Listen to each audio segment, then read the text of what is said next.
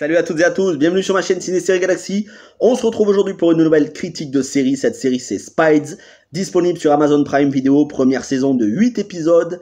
Série germano-américaine diffusée sur Sci-Fi US l'année dernière et donc qui est arrivée chez nous sur Amazon Prime.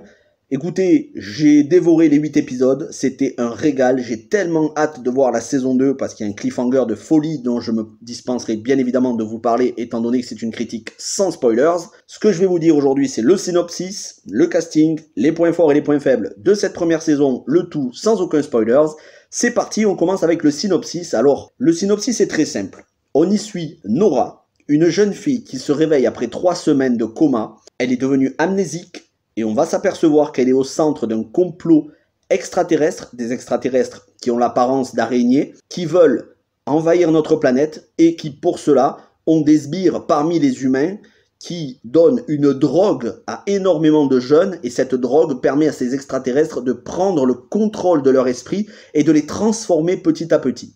Ces sbires à la solde des extraterrestres, on les trouve partout, notamment dans une société pharmaceutique qui dispense cette drogue et qui fait des essais sur les gens, mais aussi au sein des services de police, et c'est pour ça que notre groupe, donc la jeune protagoniste qu'on suit ainsi que ses amis, ils vont avoir fort à faire pour savoir qui sont les traîtres et qui sont encore loyaux, qui sont devenus des hybrides extraterrestres et qui sont encore conscients et maîtrisent leurs actes et sont encore eux-mêmes, sont encore humains.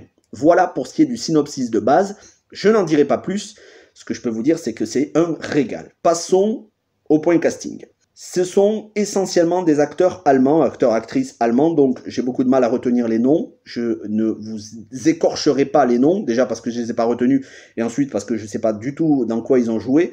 Mais j'ai retenu l'actrice principale et l'acteur en duo, on va dire l'acteur masculin principal de cette série. L'actrice principale, donc qui joue le rôle de Nora, la jeune protagoniste, c'est Rosabelle Laurenti Sellers, qui jouait dans Game of Thrones, qui faisait une des 4 Aspics des Sables, une des filles de Ellaria, notamment Tien Sand, qu'on a pu voir jusque dans la dernière saison. Elle était très importante au niveau du scénario. C'était une des filles adoptives de Oberyn Martell, alias Pedro Pascal. Et l'acteur qui joue donc le rôle d'un policier qui va lui venir en aide, en gros ils vont être en duo, ils vont coopérer ensemble. Cet acteur c'est Falk Henschel. Pour ceux qui connaissent un petit peu le Arrowverse, il a joué le rôle de Carter Hall Oakman dans This is Legends of Tomorrow. Voilà pour ce qui est du casting. Bon, les autres acteurs-actrices, malheureusement, je ne veux pas écorcher leur nom et je ne l'ai pas retenu, donc je me dispenserai de vous les dire. Et maintenant, arrêtons-nous sur les points forts et les points faibles. Au niveau des points forts, très clairement, c'est une série avec des effets spéciaux soignés, un casting qui joue brillamment. Tous, sans exception, sont très bons. À aucun moment, ça surjoue. On n'est pas non plus dans une série teenage façon les séries de la CW, hein, The CW, donc tout ce qui est le Arrowverse, mais pas seulement, toutes les autres séries. Non, on est sur quelque chose de un petit peu plus mature. Ça reste quand même une série avec des ados, mais c'est quand même pas non plus sans arrêt cliché. On n'a pas d'histoire d'amourette entre adolescents un petit peu perturbés. Non, c'est concentré sur l'essentiel, l'invasion extraterrestre. Autre point positif, il y a de l'émotion, il y a du sacrifice, il y a de la gravité, parfois des épisodes où vous allez être surpris sur le dénouement de certains personnages, il y a des trahisons, il y a de la loyauté, des personnages qui agissent d'une manière dont on ne s'y attend pas, mais qui reste quand même cohérente. Voilà, il y a des surprises, il y a des rebondissements. C'est vraiment rythmé.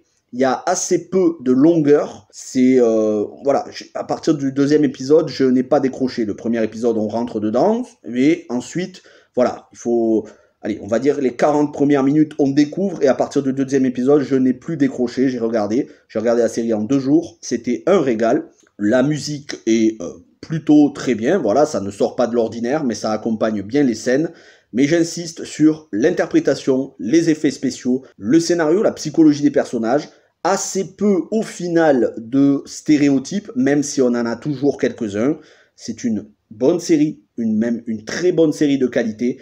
Et là, je vais en venir aux influences de ce que moi j'ai compris, en tout cas de ce que j'ai décelé comme influence de la série, ça peut être considéré par certains comme spoilers, donc s'il y en a certains qui veulent quitter la vidéo, vous pouvez le faire. Je ne vais pas vous spoiler le scénario, mais vous dire à quel film ça m'a fait penser. Ça m'a fait penser notamment à tout ce qui est l'invasion des profanateurs de sépulture, Body Snatcher, Invasion, tout ça c'est des remakes les uns des autres. The Faculty de Robert Rodriguez, qui est aussi une version d'Invasion des profanateurs de sépulture. Donc tout ça, c'est des films qui sont dans le même thème, des extraterrestres qui prennent l'apparence des humains, qui prennent le contrôle des humains. Ça m'a fait penser aussi à la série Les Envahisseurs. D'une certaine manière, on pense aussi à La Guerre des mondes. Vous voyez, il y a pas mal de références de films de science-fiction.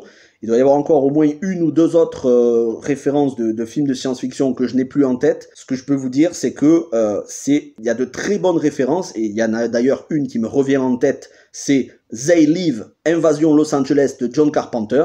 Je ne dis pas que ça arrive au niveau de John Carpenter, attention, faut pas me faire dire ce que j'ai pas dit, mais voilà. Quand on a d'aussi bonnes références en matière de films de science-fiction et que la série est menée tambour battant du début jusqu'à la fin, je pense que ça vaut le coup. 8 épisodes de 40 minutes. Si vous avez Amazon Prime, n'hésitez pas. Je vous ferai la critique de la saison 2 dès qu'elle sortira. J'ai hâte de la voir. J'espère que vous avez apprécié cette critique, un petit peu plus courte que d'habitude, vous voyez, mais il n'y a pas besoin de s'étendre non plus. Merci à tous ceux qui likeront, s'abonneront, partageront la vidéo. D'ailleurs, merci à tous ceux qui récemment se sont abonnés à la chaîne, ça fait plaisir, vous êtes de plus en plus nombreux, et vous inquiétez pas, il va y avoir de plus en plus de vidéos qui vont arriver, critiques de films, critiques de séries, parce que si reconfinement il devait y avoir, ne vous inquiétez pas, il y aurait quasiment une vidéo par jour.